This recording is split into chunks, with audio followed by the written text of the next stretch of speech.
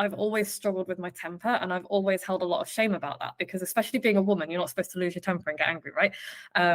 And you know, you're not supposed to throw things at the wall, and you're not supposed to break stuff, and you're not, and I have always really struggled with that. And so that as well is like I've always thought, what is wrong with me? There's something wrong with me, because I'm a bad person, because good people shouldn't be this angry, you know, we shouldn't be this angry about stuff.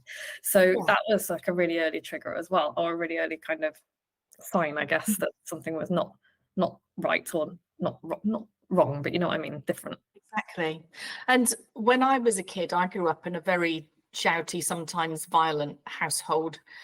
And I think my reaction to that was to become super passive later on in life. When I was with my ex-husband, we rarely argued at all. I hated arguing. It used to make me feel physically sick. But the fact that we didn't argue didn't mean that there weren't like big problems in our relationship. Obviously, we did end up breaking up, but I occasionally used to completely lose my shit, and it was ugly when I did that, and I used to feel very, very upset about it.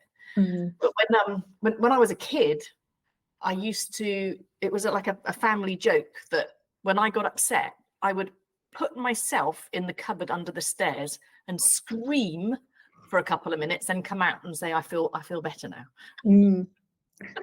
It's just like I had anger problems, but I dealt with it in a socially acceptable way, which I think girls quite often can do, can't they? It's sort of, it's something that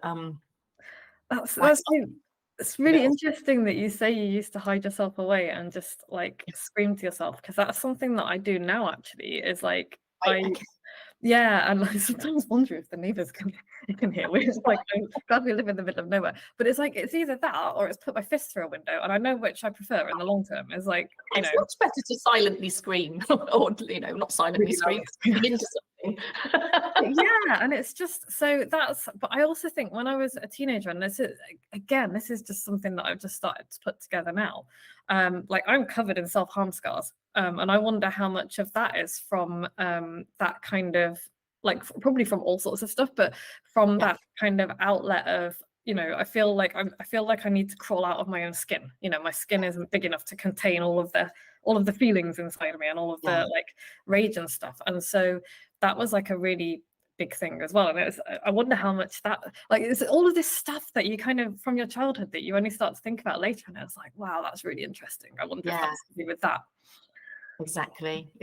When I was very, very little, again, one of my very earliest memories was being taken to a market by my big sister. It was a very, very busy, you know, city market in Salisbury, and I used to be able to deal with it for a certain amount of time, and then I would just literally sit down on my arse and scream because I couldn't take any more. And she just thought I was being naughty and just trying to get my own way. I think it's just like, for God's sake, pick yourself up. But it was that I think that was one of my very earliest memories of knowing that I couldn't cope with busy, loud spaces that also stank of like butchers and fish and everything all at once.